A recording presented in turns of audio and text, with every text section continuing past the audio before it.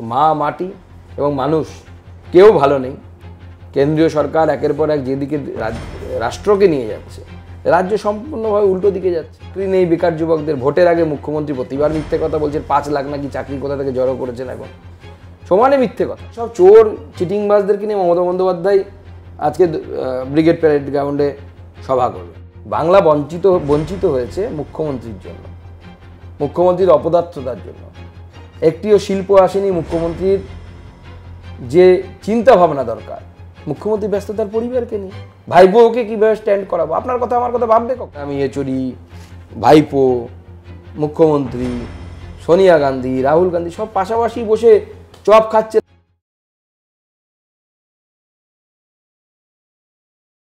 TNT news চ্যানেলে আপনাদের সকলকে স্বাগত জানাই। স্ট্রেট ড্রাইভের আরও একটি এপিসোড সাথে নিয়ে আমি রাহুল, আর আমাদের সাথে আজ রয়েছেন বিজেপির রাজ্য সভাপতি ডক্টর সুকান্ত মজুমদার। সুকান্ত দাকে স্বাগত। নমস্কার, আপনাদের সকল দর্শককে আমার তরফ থেকে শুভকামনা, শুভেচ্ছা জানাই। প্রথম যে প্রশ্ন আপনার কাছে করতে চাইব, রাজ্যের শাসক দল তৃণমূল কংগ্রেস তাদের প্রধান যে স্লোগান মা মাটি মানুষ, অথচ সাম্প্রতিক অতীতে আমরা দেখেছি মা মাটি মানুষ সকলে নির্যাতিত। আজকে সন্দেশখালি থেকে সভায় আপনারা বাংলার মায়েদের উদ্দেশ্যে ঠিক কী বার্তা দিতে চাইবেন? দেখুন, আপনারা যেরকম দেখেছেন এবং এটাই স্বাভাবিক এবং এটাই সত্যি যে তৃণমূল কংগ্রেসের যদিও স্লোগান হচ্ছে মা মাটি মানুষ, কিন্তু তাদের আমলে মায়ের কোল খালি হয়েছে। একের পর এক মা তার সন্তানকে হারিয়েছে নির্বাচনী হিংসার মাধ্যমে।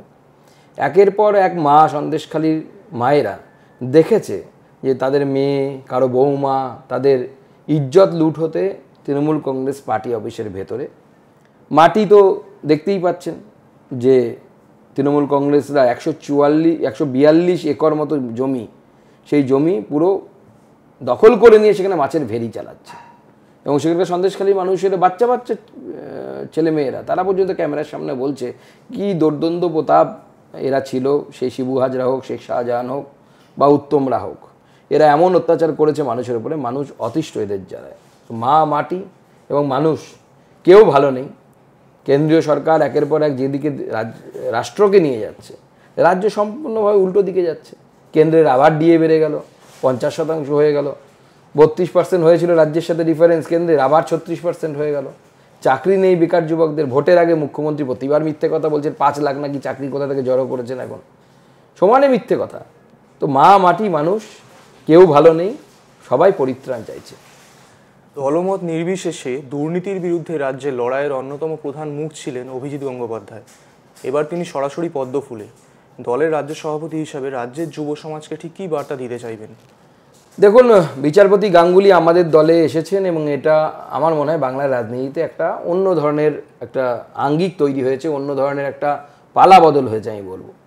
কারণ বাংলাতে দেখা গেছে বিগত দিনে রাজনীতিক এমন জায়গায় গেছে যে সাধারণ মানুষ, শিক্ষিত মানুষ যারা আর কি, শিক্ষিত যুবক যুবতী, তারা রাজনীতি থেকে অনেকটা দূরে সরে থাকে।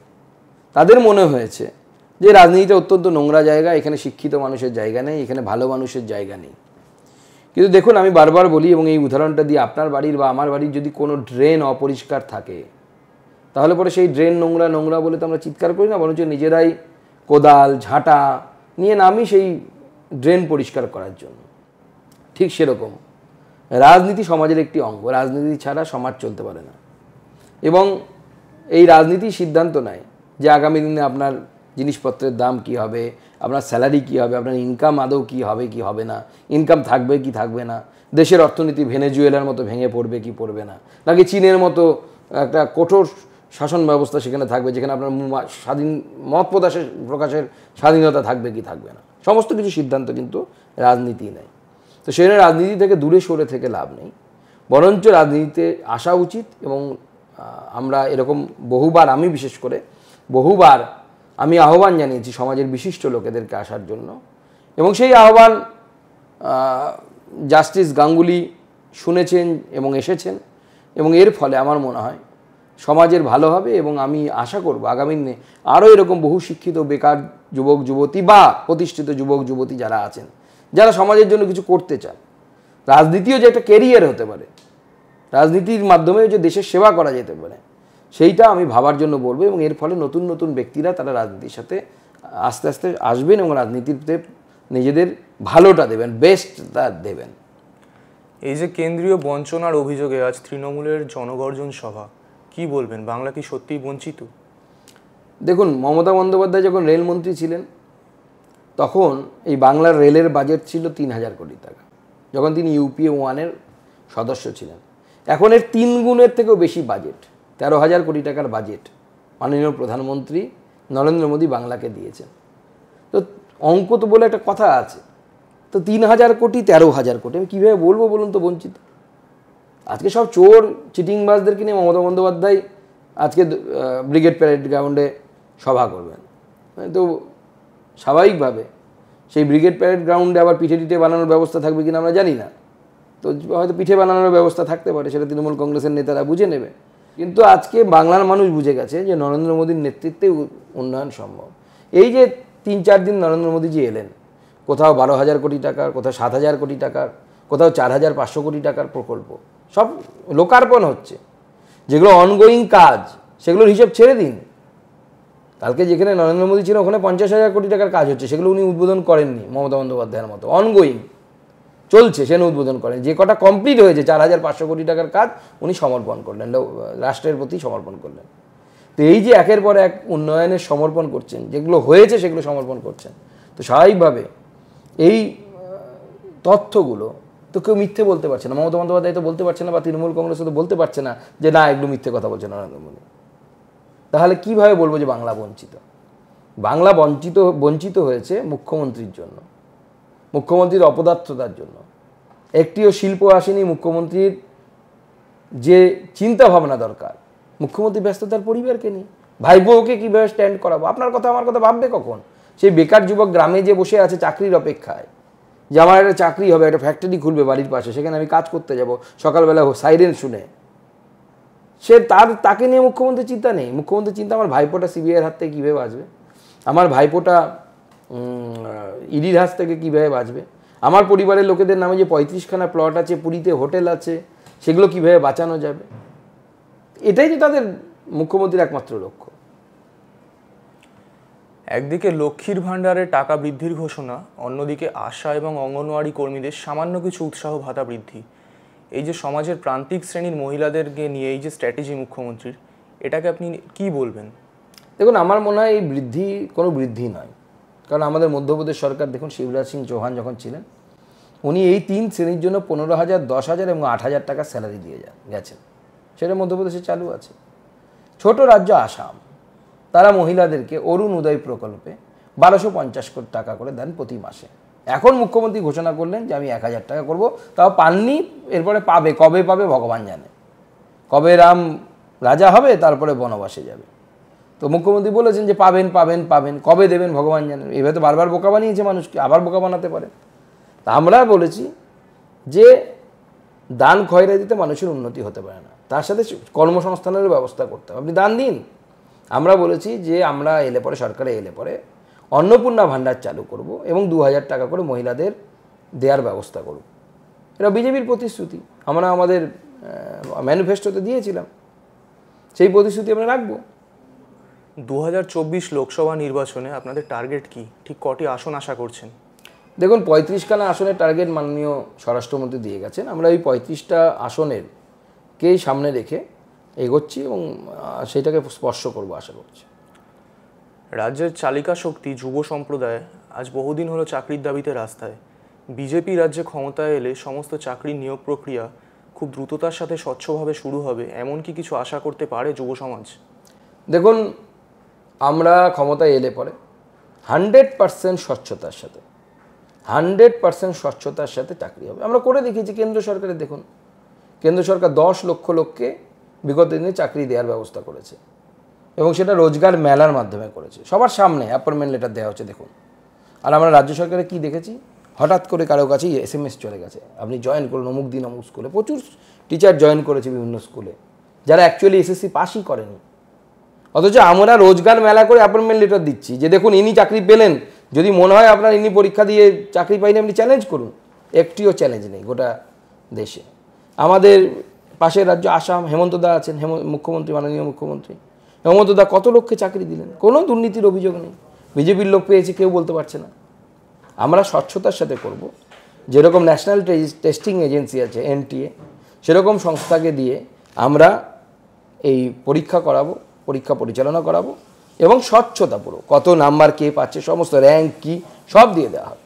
এবং আমরা প্রয়োজনে সেই র্যাঙ্কিং দিয়ে যে নাম্বার 1 র্যাঙ্কিং ওয়েটিং লিস্ট তার চাকরি হয়ে গেল, সেটা প্রয়োজনে আমরা এসএসসি বা আমাদের যে অফিসগুলো যেখানে রিক্রুটমেন্ট হবে তার সামনে এলইডি স্ক্রিন করে দেবো যে আজকে এর হয়ে গেল, 2 নম্বরে যে আছে তার চান্স থাকলো পরবর্তী সময়। পুরোটা স্বচ্ছ প্রক্রিয়ার মাধ্যমে হবে।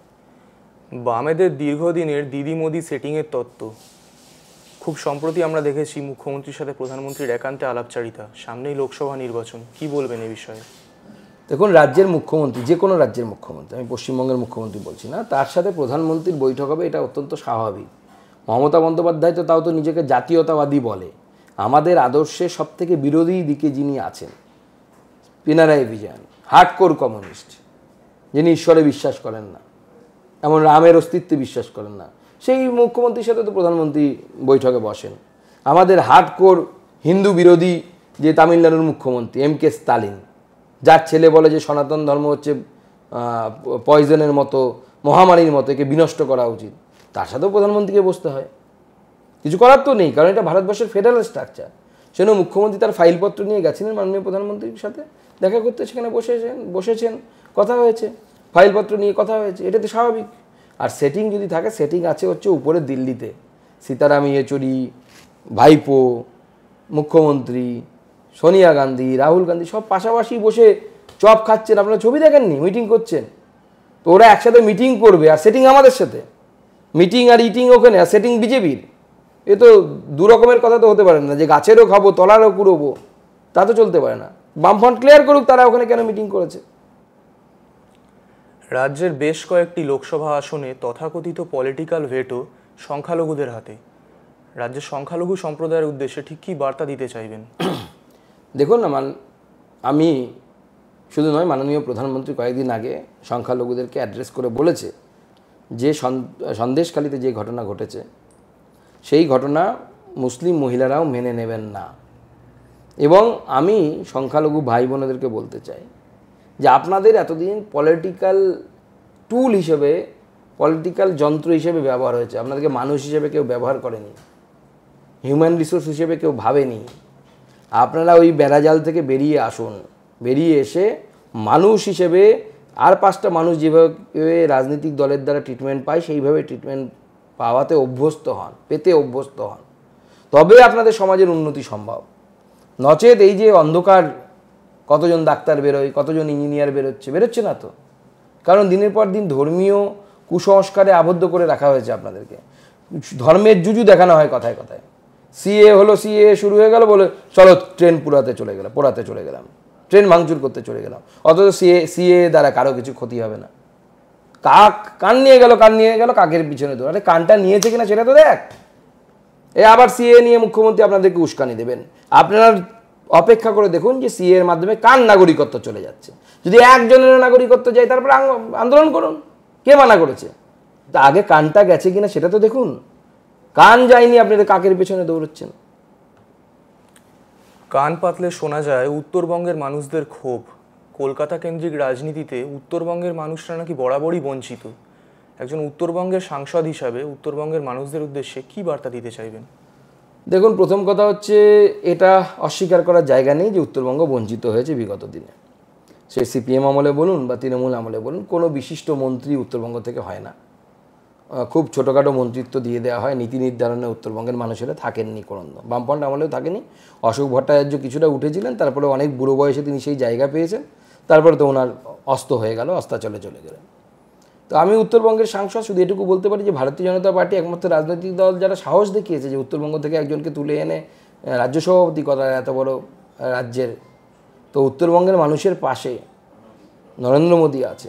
আমরা দেখলাম তো যে বন্দে ভারত যখন চালু হলো, পশ্চিমবঙ্গের প্রথম বন্দে ভারতটা কলকাতা আর উত্তরবঙ্গের শিলিগুড়ি, এই দুটোকে জোড়ার জন্য প্রথম বন্দে ভারত চালু হলো। এই যে মোদিজির অ্যাপ্রোচ, অর্থাৎ যারা পিছিয়ে আছে, যারা পেছনের দিকে আছে তাদেরকে আগে নজর দাও, সেই অ্যাপ্রোচের উত্তরবঙ্গ কিন্তু সবার আগে স্থান পায়। সেই জন্য মাননীয় প্রধানমন্ত্রী বন্দে ভারত দেওয়ার আগে সবার আগে উত্তরবঙ্গকে দেন, উত্তরবঙ্গকে সাথে দক্ষিণবঙ্গকে জোড়ার ব্যবস্থা করেন। তো যা ভালো নরেন্দ্র মোদী করতে পারে। আজকের শেষ প্রশ্ন, কেউ বলেন সুকান্ত, কেউ বলেন দিলীপ, আবার কেউ বলেন শুভেন্দু। রাজ্য বিজেপির শেষ কথা কে বলেন? এ নিয়ে নানামুনির নানা মত, কি বলবেন এ বিষয়ে?